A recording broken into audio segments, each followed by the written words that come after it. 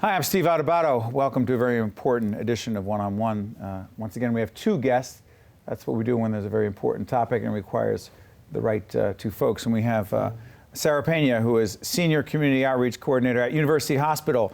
We're also joined by Imam Abdul Razzaqq, who is President of the Islamic Community Health Collaborative. I want to thank both of you for joining us. We're talking about a pre-Ramadan health fair that you are both involved in. Yes. Describe what this is and why it's so important. What is it? So this marks the 12th year that we've partnered with the collaborative in hosting their pre-Ramadan health fair event, which we've been part of since its inception. And this event is a huge event in the city of Newark. We invite the Muslim community and non-Muslims. And I want to be clear, Imam, this particular Ramadan this year, June? Approximately about June 6th. And for those who do not know what Ramadan is, explain it to them.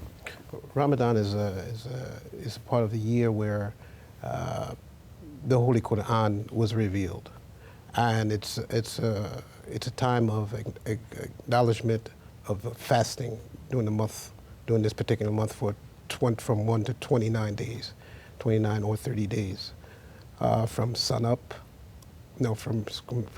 from dawn till dusk.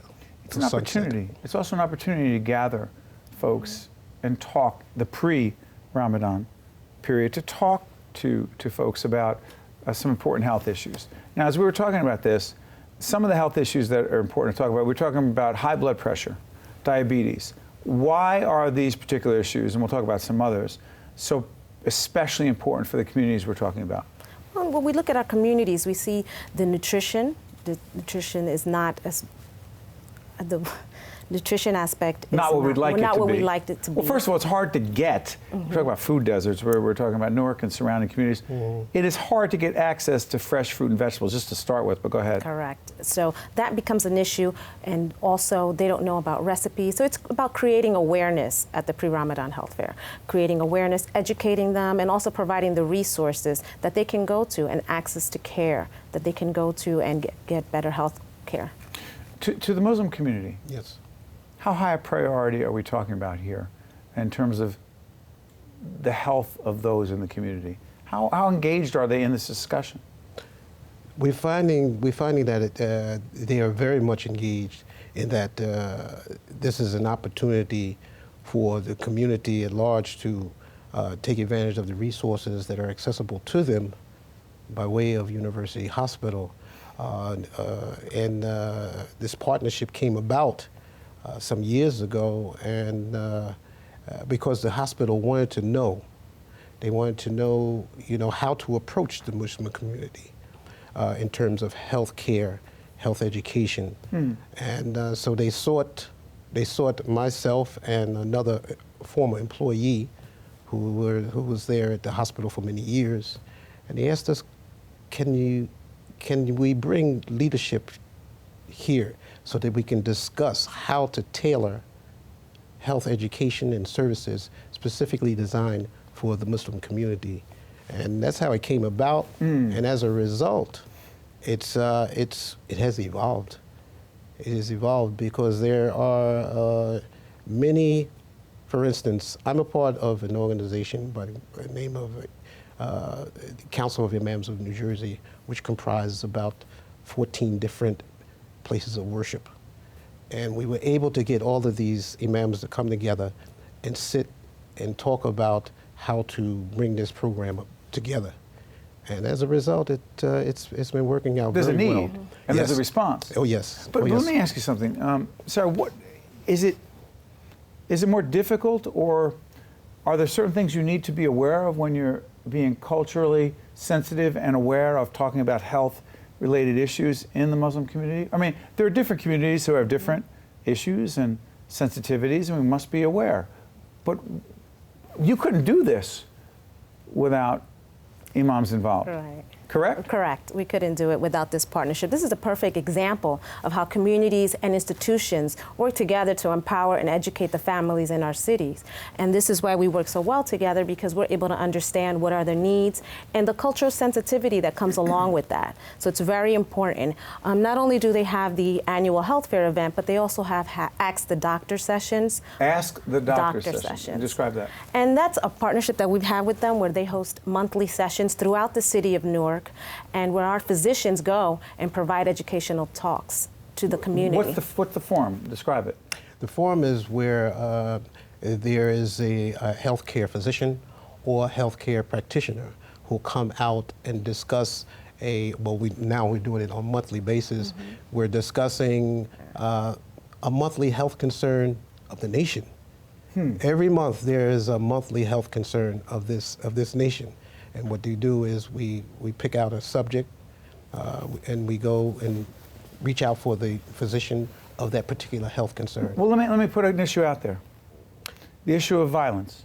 For instance. Yeah, let's talk about violence. Mm-hmm. To what degree is there a really honest discussion between university and your organization and the people you serve about violence as a health issue? As a matter of fact, that's this February 21st will be there will be a Ask the Doctor session in Newark where we talk about violence as a public health issue. Where a health physician will come on out. We'll open up a discussion, broad, just generally open up the discussion. Is it an open discussion? Oh yes, it's an open discussion. People talk. Yes.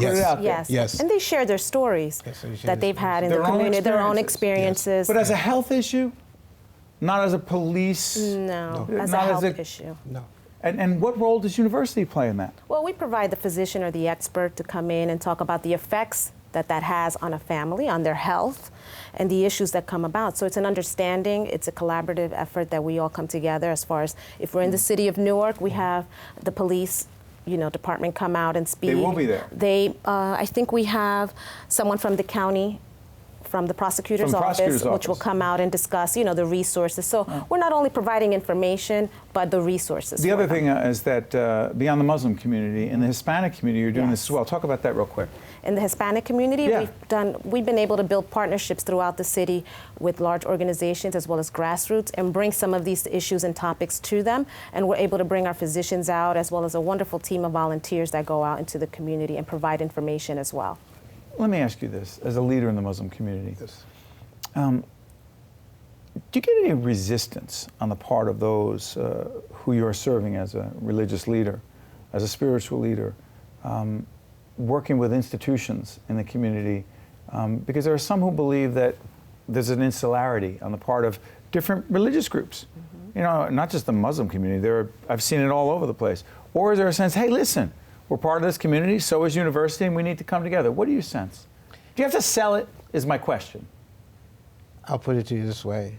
And using the partnership with University Hospital, the community at large, the Muslim community at large, specifically among the leaders, are finding this very unique in that there is a partnership relationship with a medical institution that does not exist in New Jersey.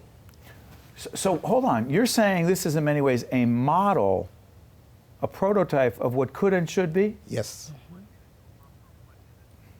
Why don't you think we have more of it?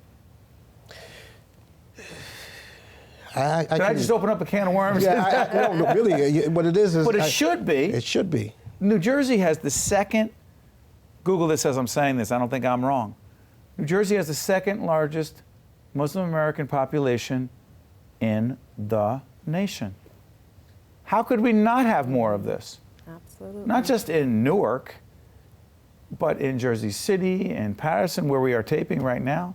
Is that part of the reason that you're doing this? Yes. Because it's there's a need. Important. There's a need in our community, and it's very important to us that we continue and strengthen this partnership with them and continue to build on this and help them meet the needs that are out there for that community. And let's go through some of the issues again. High blood pressure, diabetes, violence on the streets have to be dealt with. Any other issues? Addiction. Addiction. drug and alcohol addiction? Well, the way we even, as a matter of fact, in April, we'll be doing addiction, Ask the Doctor, and it covers All addiction. all addiction. Wow, you're covering every base here. It covers all addiction. Well, listen. And it's presented for all addiction. Putting it all out there. And dare I ask, mental health as well? Well, you see, that's where it is, because the position that we'll be giving it is from the mental department. Clearly, you are having an honest, open, and a very important discussion. And thank you for doing this. And thank you so much for coming in. We appreciate it. Keep doing important work. Thank you. Stay with us. We'll be right back right after this. One-on-One with Steve Adubato has been a production of the Caucus Educational Corporation, celebrating over 25 years of broadcast excellence. Funding for this edition of One-on-One with Steve Adubato has been provided by Bergen Community College, TD Bank, Kessler Foundation, MagnaCare, Johnson & Johnson, Cone Resnick, and by Adler Aphasia Center. Transportation provided by Airbrook Limousine, serving the metropolitan New York, New Jersey area.